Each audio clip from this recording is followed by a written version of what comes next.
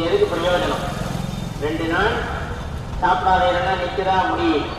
சரி, சாப்பிட்டு எதுவும் இல்லாத இருக்கா உடம்பு வச்சுக்கிறோமா? இல்லையே. அப்ப இது பிரயோஜனம்.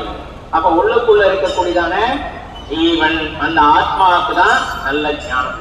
அது கடை தேரணும், நல்ல வழிய அடையணும். அதுக்கு உண்டானதான உபாயங்கள். இது வெறுமை சரீரம் சாப்பிடலனாலும் ஜீவிச்சுட்டு இருக்கமா இல்லையா? ஒரு இந்திரியங்களும் போட்டி போட்டு நான் பெரியவன் நான் பெரியவன். ஒரு இந்திரியங்களும் நான் தான் பெரியவன்.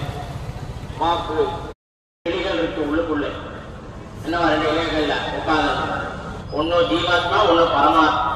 ஜீவாத்மா என்று சொல்லக்கூடிய கிளியே எல்லாத்தையும் கர்மவசம் அவனுக்கு ஏற்படாது. பரமாத்மாவுக்கு எந்த கர்மாவும் கிடையாது, எந்த செயலும் அவனுக்கு வேண்டியதில்லை. நாம செய்யக்கூடியதான செயல்லாம் என்ன, அது நமக்கு நம்மளுடைய நலத்தையில தெரியாது. அப்படி உள்ள இருந்து அது என்ன பண்றது?